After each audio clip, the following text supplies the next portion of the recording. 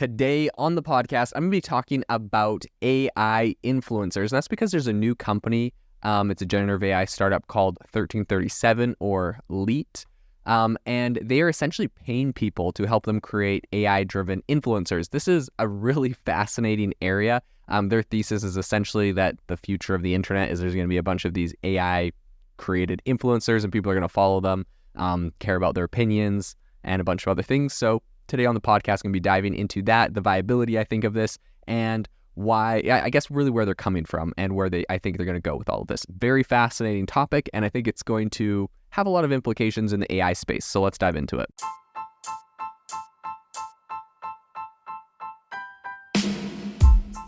Welcome to the world's #1 AI podcast, AI Chat. I'm your host, Jaden Schaefer.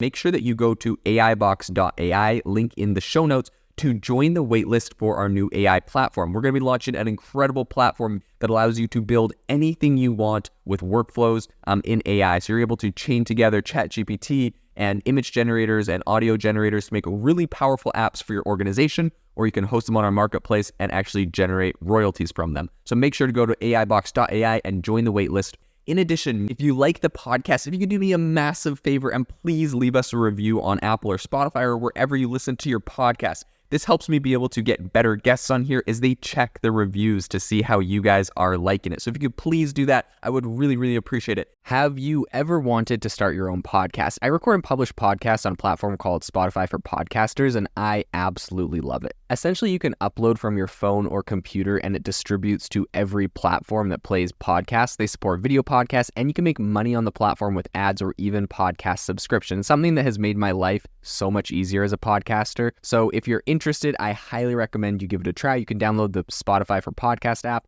or go to spotify.com/podcasters to get started on your podcast today. The rise of virtual influencers, which of course is just like computer-generated personalities that, actively participate on social media. This whole space, I think, has seen a really unprecedented growth, with the digital human economy projected to go from about, I think by 2035, it's supposed to hit $125 billion. That's according to Gartner's estimations. And a lot of companies right now are trying to capitalize on this trend. So, of course, then we have the whole world of AI image generators like Midjourney and Stable Diffusion, which have simplified the creation of these kind of virtual influencers. I've seen so many of these accounts on Instagram and Twitter lately. 1337, which is a startup named after a term which was popular in the 80s gaming and hacker culture, has stepped into the scene. It just has received almost $4 million. It just came out of stealth. And 1337 essentially is kind of pioneering the realm of AI-driven micro-influencers. So these essentially are niche content creators with hyper-focused interests, including, gardening or emo music or vintage fashion. And, you could have an influencer for classical literature, right? So they're just like really specialized kind of areas. So while AI is definitely at the forefront of these creations, the company also encourages users to have a say in shaping these influencers, which is kind of an interesting concept. So Jenny Deering, who's the co-founder and CEO of 1337, recently said, quote, "In a world oversaturated with influencers who are often either too commercial or too impersonal, 1337 introduces diverse AI-driven entities that engage users in entirely new dynamic ways." So these AI personalities, which are called entities, that's just what 1337 calls them, come with some really intricate backstories and detailed personas. An example is Daria, who's like a music blogger they've created she has like kind of a strong inclination towards emo culture. And then she's got like some, unique backgrounds. I think these entities are not limited to just Instagram. They have LinkedIn profiles, public Spotify playlists, and the capability to essentially interact with their followers. Now, this is why I think this is important.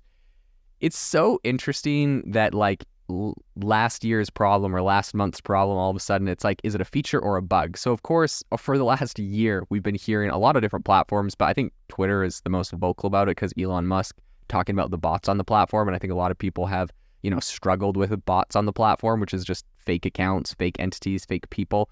During the last election cycle, this was something that was brought up a lot. I think essentially there was just like fake accounts, fake influencers, and then they would, have a write right-wing ideologies or left-wing ideologies, and they would kind of try to convince people to vote one way or another. They'd share news that agreed with that, and they're like fake people.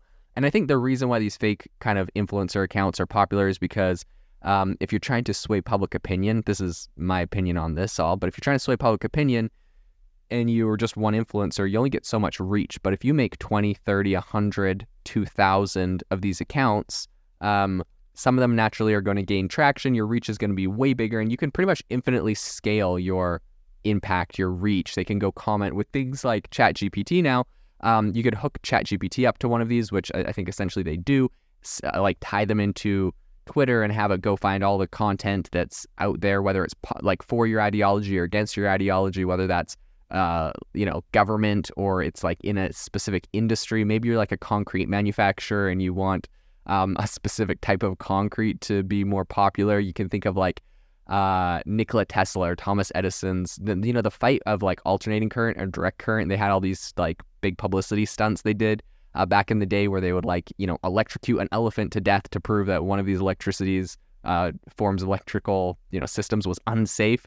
Well, that's what you did back in the day. You electrocuted an elephant to death and put it on the front of the New York Times, and that's how you proved that you were the superior electrical method. Today, a concrete company or an electrical company or someone else, they could just make a bunch of fake influencers, go on Twitter and anyone else people are talking about like a specific topic that relates to their industry, and have ChatGPT automatically put comments that, strengthen their side, their narrative, whatever. So essentially it's like public perception, public, you're trying to sway what the public believes in. And so this has been a big problem for a long time. Like we call this bot armies or troll armies if it's saying something you don't like, right? But all of a sudden now there's companies that are making these quote unquote entities, and we're talking about how this is awesome. People are going to follow them like it's a good thing. So I don't know. To me, that's what I think is funny.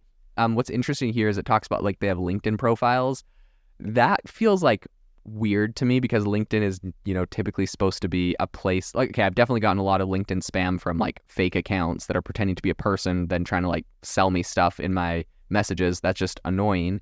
But like they're saying this is a good thing, right? And it's kind of something I'd expect more with like a platform like Instagram. There's tons of fake accounts or just like fan pages or random pages, but LinkedIn is not supposed to be for that. LinkedIn is really supposed to be like actual humans, actual people with actual job descriptions. So that seems like weird to me. Public Spotify playlists. Why do they do this? Because you can, for those that don't know, I have a big background in Spotify. I have tons of content on Spotify I've produced. And I have worked in the industry for a long time. I still make a decent amount of money month to month from content I have there. So I know this industry really well. The reason why they bring up the fact that they have public Spotify playlists is because essentially what you can do, it's actually a whole business where you can create a Spotify playlist, try to get like 50,000 people that follow your playlist. And it's all about like some sort of specific topic, like punk music, rock music. You get 100,000 people to follow and listen to that playlist. And then you can get artists to pay you to drop your song into that playlist because essentially if it's in the playlist, they know there's 100,000 people that listen to this every month. They're going to probably get 100,000 or more plays of people listening to this playlist. So it's like they're obviously monetizing this in real ways. It just seems weird to me. Honestly, a lot of this seems quite sketchy. In any case, they're kind of emphasizing that their approach is going beyond just basic chatbot interactions with these like fake influencers. They said, quote, "We're crafting entities that evolve with the niche communities, adapting to the rapidly changing digital landscape." They're going to launch all of these in January, I think. So get ready for the bot army nation to take over the internet. Oh my gosh, just think about like 100,000 AI influencers with their own, like going on YouTube videos, commenting, going on Twitter, commenting, going on every social media platform, commenting whatever they want, trying to build their little audiences. Ugh. Something about that is not my vibe. But in any case, I think this is they're definitely intriguing. These AI personas are essentially a result of a collaboration between 1337's founding team. They use GPT-4 for all the written content. Midjourney is what they use for all the art. So like pictures of the influencer is going to be generated on Midjourney. And then they have some of their own in-house solutions. Robin Raska, who's a co-founder, kind of talked about the whole process and mentioned that their focus is on maintaining consistent facial features for their virtual entities. Yeah, no doubt. This is exactly what you do making a fake influencer. You want every picture to look the same. It's actually one of the biggest struggles, so I'll give it to them that's not actually easy.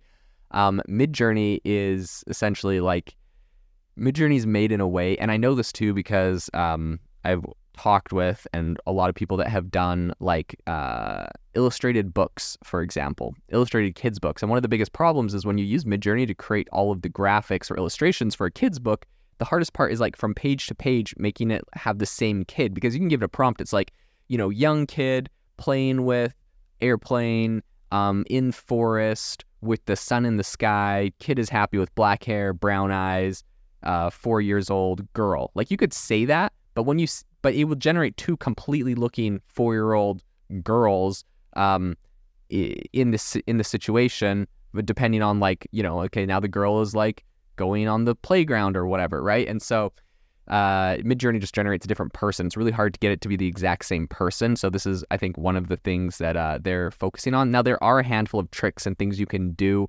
If you get it to generate an image in certain styles, then it has kind of like a smaller scope, I think. This is my thesis on why this works, is it has a smaller scope of content that feeds into the AI model, right? So, for example, if you ask it for a very specific type of style, the AI, GPT-4 or DALL-E 3 or Midjourney was only trained on like a handful of images in that style, and all of those images had like the same character in them. So sometimes that makes it easier if you find a unique style to get the same person. In any case, this is the problem that they're fighting with here, and I've seen this issue on some of these bot accounts where it's like it's like an influencer account, but it's like AI, and it's like, yeah, it's like a very similar dude with brown hair and a chiseled chin, but it's like not the exact same guy. So this is what they're fighting with here. For users looking to kind of co-create with an entity, 1337 offers kind of an interactive platform through this. So through their Discord chat, you can prompt a caption and a series of photos, and you essentially kind of create these entities that they have plans to roll out revenue sharing models for super creators. And they're also teasing an upcoming feature. I think they have some like enabling these entities to produce podcasts and videos, and this is set to launch in the first half of 2024. So I've done this as well. I've created a ton of AI created podcasts. Last summer, I just did a project and created probably 10 to 20 different AI podcasts, and some of them were really successful. Like multiple of them had over 100,000 listens on them. My strategy with that was that I kind of used that to grow an audience. Then I would get a real person to take over the podcast. I just gave my friends a bunch of podcasts, to be honest, and had them kind of take them over. This podcast that I'm running now, I used sort of a similar strategy to this. When I first launched it, I actually created 3 AI recorded podcasts. So ChatGPT just wrote them, and then I had like an AI voice read it, and I posted them on the podcast. And I was just testing to see if like the topic of AI and ChatGPT would get traction. I posted those episodes, and then like a week later, the episodes organically got a bunch of listens, and they didn't have a very good watch rate or like listen rate. People didn't listen to the whole episodes because it's an AI voice and it wasn't that good. But it showed me and it validated the idea that there was a lot of people interested in the topic, because I had like, I don't know, maybe like 1,000 people watch those in a week or something. So I was like, okay, this is a popular area. Deleted the AI ones, just took it over with myself talking about all this kind of content and everything happening in AI. And it's been a phenomenally successful podcast, over 1 million listens. But, I do see like, I can't call the kettle too black, because I've used all of these strategies that they're using. It's just, I usually use it as like a launch pad or a starting point, and they're literally trying to make like an AI human that can make podcasts and generate revenue from them. And I don't know. I just think it gets, I just worry this whole thing gets to a very spammy point where the whole internet's full of all these fake influencers, and I don't want to sit there in a Discord chatting with like 10 AI influencers that's just ChatGPT. I don't know. It seems like a depressing world. If nothing else, we need to have disclaimers on all of these influencers, so we know, kind of like hashtag ad on like whenever a real influencer is like featuring a product, they need to have hashtag AI so we know that this isn't a real person. Because right now it's like they have the problem with the faces, and like you can just tell it's an AI image because it's not like super, super realistic. But like eventually these things will look perfect. Like a real human, it's going to look exactly like a person. Every picture will be the same. They'll have videos of them talking and moving and doing stuff. So I think it just gets to a point where people would like to know if they're talking to a ChatGPT or a real human. And yeah, it's kind of funny. I think People call this really innovative. I worry it's really spammy. I mean, sure, they say this is like cool, but think of all like the bad actors that use this.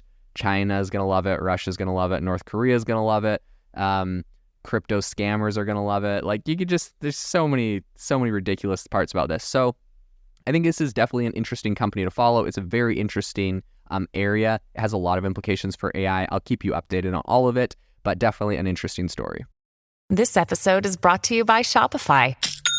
Forget the frustration of picking commerce platforms when you switch your business to Shopify, the global commerce platform that supercharges your selling wherever you sell. With Shopify, you'll harness the same intuitive features, trusted apps, and powerful analytics used by the world's leading brands. Sign up today for your $1 per month trial period at shopify.com/tech, all lowercase. That's shopify.com/tech.